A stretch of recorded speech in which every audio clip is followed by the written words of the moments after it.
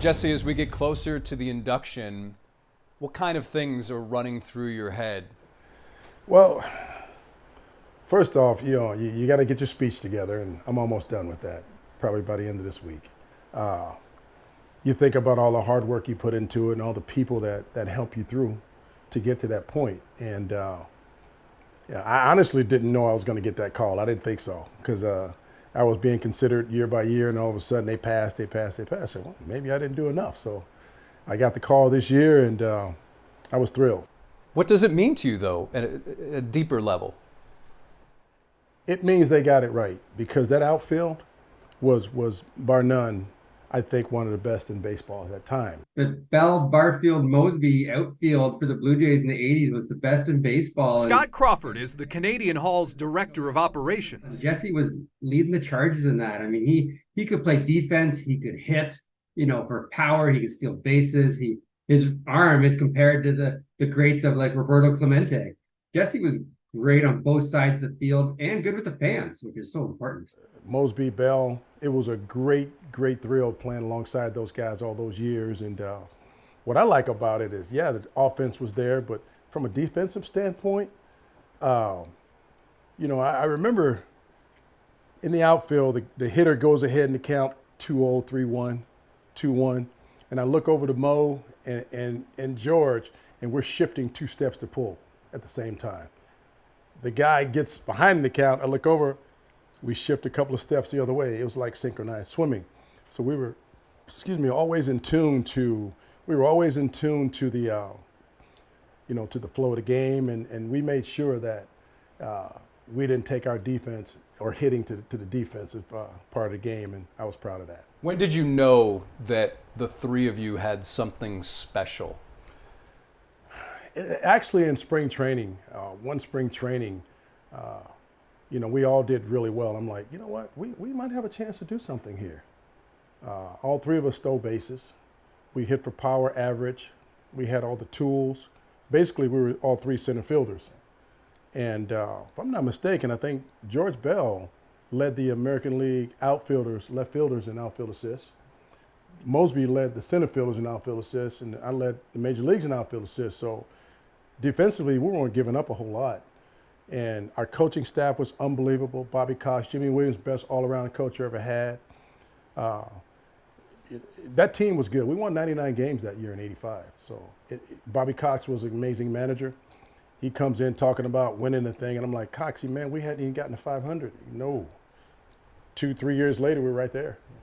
I'm guessing the 3 of you would keep track of outfield assists. Oh, yeah. I imagine that was a competition among you guys. Okay. The thing that really got me, George Bell had the quickest bat I ever seen in my life. In fact, I like to hit behind him. Sometimes they batted me third if I was hot. I like to hit behind George because if they pitch George inside, I know I'm going to get pitched inside because his bat's quicker than mine. So we're getting ready to go out in his 87. Georgie comes up, his locker's next to mine. He's getting ready to go out the stretch. He goes, Jesse, I'm a better hitter than you. I was shocked. I didn't expect that. I said, yeah, you are. And he's laughing. Goes out. I'm like, man, that was a horrible retort. I got to come back better than that. So please let him ask me again. Let him say it again, please. So sure enough, he did. Jesse, he didn't get enough rise out of me. I'm a better hitter than you. I said, yeah, but I'm a better all-around player than you. He goes, yeah, you're right. He left me alone then. But he was a heck of a player. And Mosby, honestly, he didn't get enough credit in center field. You had your Puckett's and other guys that were amazing. But this guy could go get them. He was very aggressive defensively. He had some stretches like 50 games where he didn't even come close to an error. And it was just a fun team to be around, man. You lead the major leagues in home runs. What's it like being the most feared hitter, power hitter in the game? Or did you look at it that way? Honestly, Jason, I didn't view myself as a pure power hitter because in '84, I went into Bobby Cox's office. And the year before, I hit 27 homers with 388 at bats. So I'm thinking, okay, I have a chance. Nope. He said, Bar, until you start hitting the slider that way, that's when you become an everyday ball player. I said, yes, sir. So him telling me no, not yet, it changed my approach to hitting the ball the other way more. And in fact, in '86, when I hit the 40, a lot of them went opposite field. So you try to go deep, you don't try to go oppo. I'm not your prototypical home run hitter. I'm going to try to hit a double to right center. And with that wind coming off of Lake Ontario, I'm not stupid. Mama didn't raise a fool. It just rides out. You're traded by the Blue Jays to New York. Was that a tough deal to handle because that was the organization that you grew up with, Toronto? It really was, but at the same time, I knew it was time to go. The year before, they started platooning me a little bit, and because I suffered a wrist injury and I didn't quite get that back for a couple of years, and so they started bringing in some young guys, and that's the nature of the beast. I understand that, and the year I got traded, '89, I think I had 5 homers, but I was only batting 200. It's April. I think I was tied with Puckett for the home run lead. So Jimmy decides to bench me again. I call my agent. I say, hey, man, it's time to win, not go, went. So the next day I get there in Anaheim, and my family was with me, and Marlon, the kids, they had gone to eat breakfast and go to the game. And so I get there, whole front office had flown in, met in the manager's office. Hey, we traded you. And I said, oh, okay, wow. Where? New York. And I'm like, don't say the Mets. He said, New York Yankees. I said to myself, I'm going to get you guys back for this.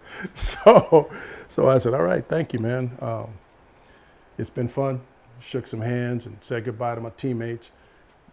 Got a ride back to the hotel, and my family was walking back to go to the hotel from breakfast. And here I am in the car. Hey, what do you want? I got traded to the Yankees. And Josh jumped up. Oh, yeah, I love the Yankees. And so it worked out great for me at the time. And your first game back in Toronto, do you remember how that went? I do. It was signs all over the place. They had just moved into the Sky Dome. And it was a great reunion. I had to step out. Of course, you see it often. Guys had to step out and call timeout. I'm teared up. And you get back in the box and you got a ball game to play. It was a great reunion. I remember one particular game, Jimmy Key was pitching a gem, and I ended up hitting a homer to beat him. And in the ninth inning, of course, our closer shut it down. Well, Jimmy was out of the game. My wife was walking down from the lounge to meet me, and Jimmy snuck up behind her and kind of nice punched her in the arm a little bit. And Jimmy, what is that for? That home run Jesse hit. He's just doing his job. Come on. And so it was always fun going back there because that organization meant and still does mean a lot to me. The arm, though, where did that come from? Was it something you developed, or was it just something you had? Well, believe it or not, I got my athleticism from my mom. And I can believe that. Well, she was 7 months pregnant with me and still playing softball, believe it or not. She hid it. It's going to be in my book. She hid it from her mom because she was first of 12. My grandmother would have killed her. Okay. And so they protected her. They moved her from right field to outfield to first base to keep her bat in the lineup. Then she got sick, yada, yada. Went to the hospital. Doctor said, your daughter's 7 months pregnant. And so that was it for baseball or softball. But yeah, it was a gift. My mom could throw, and I got it from her. And my dad, he wasn't athletic at all. He gave me a good body. That was it. He also has an incredible collection of memorabilia, like this Babe Ruth crown. It looks better on him, for being baseball's top slugger in '86. And there's a story behind each and every piece. So now you look at some of the autographs here. Of course, there's Jeff Bagwell. I'm coaching with the Seattle Mariners, and I walk in, and Ken Griffey Jr. and Tiger Woods, I hear this voice. This voice sounds familiar. I walk around the corner, it's Ken Griffey and Tiger, because they live in the same area in Florida.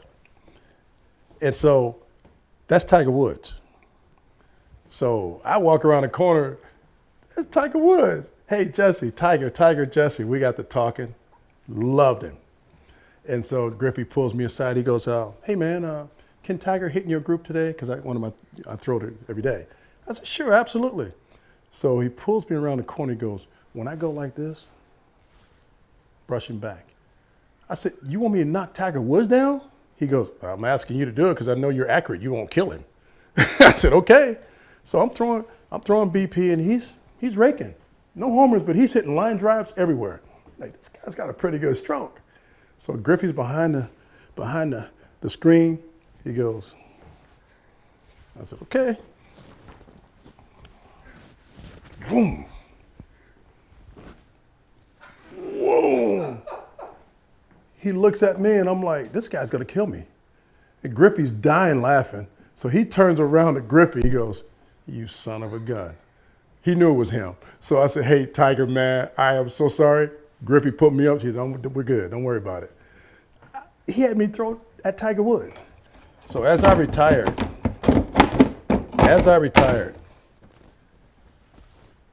they gave me all the bats that I had left over. So I go on eBay, and I had to rescue a bat because I'm out of bats. Hey, can you sign a bat for my son? His birthday's coming up. I said, no problem. So I go on eBay. I'm out of bats. And I see this bat, and I'm bidding on it, and I beat the guy out. So I get the bat back, and I saw the back part of it. I said, wait a minute. That bat looks familiar. I said, where did I see this bat? And I'm going through cards one day. I said, yeah, you got to be kidding me. It's that bat. You see that dark line right there? There's that dark line. You see the grains butting up against each other right here. There it is there. The 2.9 on the bottom. There's a 2.9 on the bottom. I can't believe out of all the bats that I used, they took a photo of that. I'm like, stop, that's not happening. So I rescued it. That's a neat one there. Ernie Banks, one of my heroes. I finally got to meet him at a show. And when I met him, he signed some 8x10s, and he always had a story. He said, Jesse, it's easy to be negative in this game. He said, you always have to keep a positive attitude no matter what. So he signed it to Jesse. Be positive, always, Ernie Banks. And there's George Bell. I'm batting ahead of him. I like batting behind him because, like I said earlier, he had a quick bat. So if it pissed him inside, I'm getting pissed inside. I'm batting, and George is timing the pitcher. We look almost identical. A lot of guys, memorabilia, moments, things like that really don't seem to matter when you're playing, but it's hard not to notice this and where we're sitting. Yeah. How long did all of this take, and what does all of this mean to you?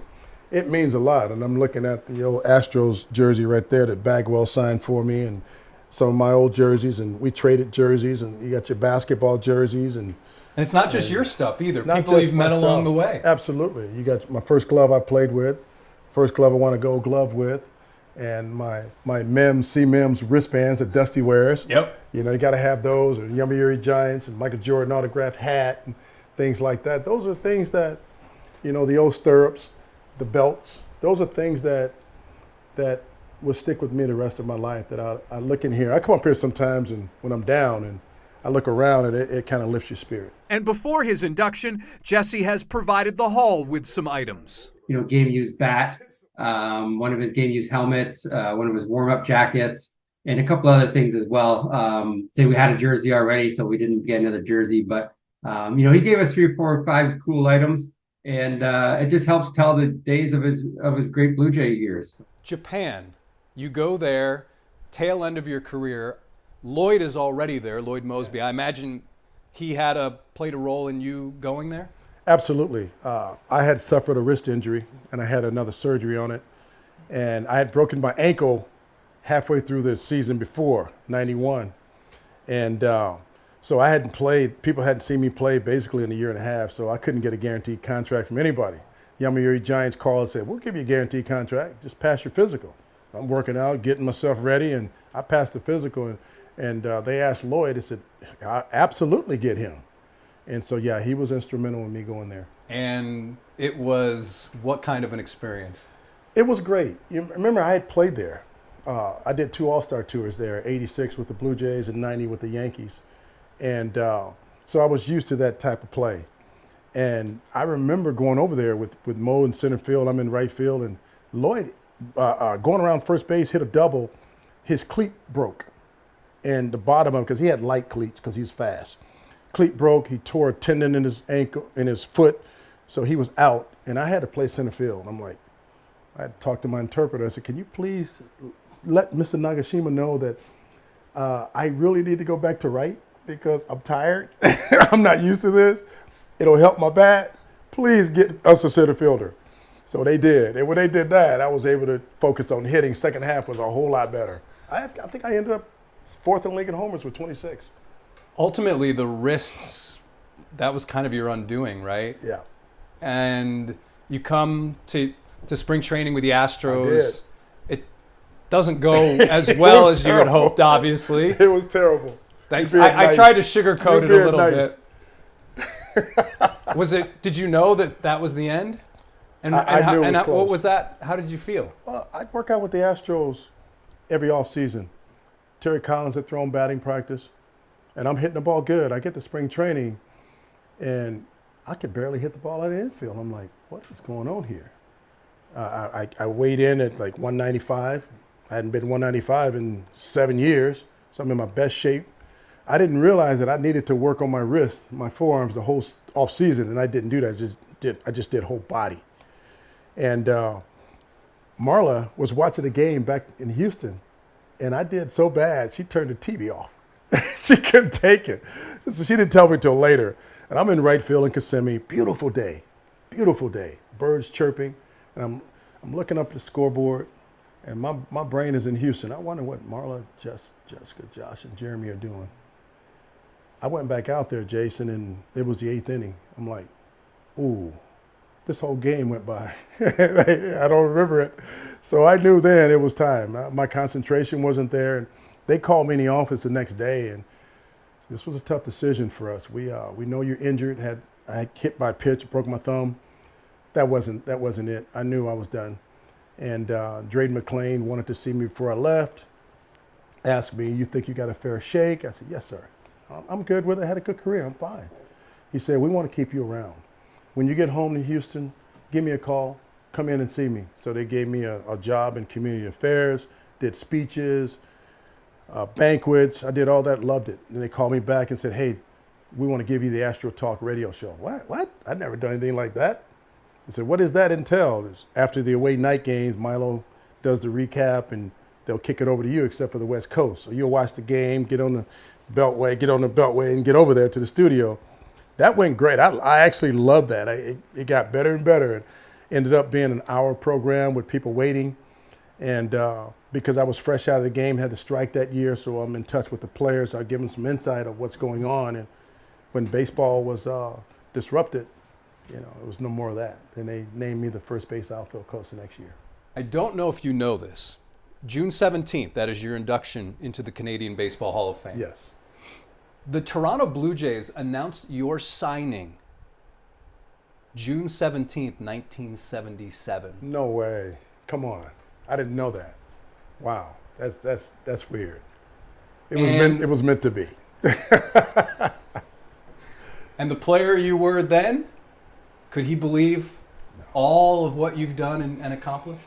No, I have to pinch myself sometimes. And being from Joliet, Illinois, and I remember facing Bill Gullickson, who was the #1 pitcher taken in the draft that year. We played summer ball together, so I wasn't intimidated by him. I played center field behind him. And it was because of Bill Gullickson that I got drafted. I remember that game where it was packed, track meet ended, track meet was going on around our field, so all the people stopped and watched Bill Gullickson pop that mitt. Fastball away, boom, shot it the other way. 7th inning, Rob Cotto leads off with a double. Our coach calls timeout, walks down, meet him halfway, puts his arm on my shoulder. "You're not bunting in the game." I'd never to this day seen Bill Gullickson. I'd never seen him start anybody off with a breaking ball. He didn't have to. This guy threw 95, 97 miles per hour in high school. Big, strong kid. So I said, okay, runner on second, nobody out. He's coming fastball in. I just heard him the other way. Our coach was brilliant. Loved Coach Pius. Jerry Pius was an amazing coach. And he's coming fastball in. So he throws a fastball in, pulled my hands in, boom. I said, that ball might have a chance to go. It was so low, it stayed on the line, and it actually hit the top of our wall about this far from the top right there. And it put a hole in the wall and went through the fence, our picket fence. So, so my sons were sitting there talking. My daughter was at a retreat. My youngest boy, Jeremy, asked me, Dad, how'd you get discovered? And I told him that story. Blue Jay Scouts was there. I didn't know who was there. They were there for him. I was a 16-year-old junior. I got drafted at 17. Skinny guy with a big afro, right? So when I hit that, I told the boys that story. They looked at each other like, come on, Dad, you kidding me? It's one of those stories you think the older you get, the bigger the fish, right? Yeah. Fast forward the clock. He's got a big league coaching job. I'm sorry, scouting job. He was one of the advanced scouts for the Arizona Diamondbacks. So he called me up. He said, Dad, I'm coming to advance the Astros and the Angels, because interleague, right? He said, you want to go? Of course I'm going. So we went there, went up to the cafeteria, and they go eat. And so I'm walking back, and I have my tray, and I see this guy walking up to us. I said, no way. Put my tray down. Man, hi, Josh. Nice to meet you, man. You're doing a great job at the scouting department. You're an asset. He said, thank you, sir. He said, I got a story to tell you. He said, I was at that game in Joliet when your dad came up against Gullickson, already hit one to right, and Gully came in, threw a fastball in on him, and your dad hit one, a line drive to left center, and your dad put a hole, and the ball went through the fence. And Josh was sitting there standing up, and I had my arms folded, and I looked at him. He goes, yes, sir. My dad told us that story. Vindication. So that scout, I believe, is going to be there, and Josh will be at my induction as well, so I'm sharing that story. This story's true.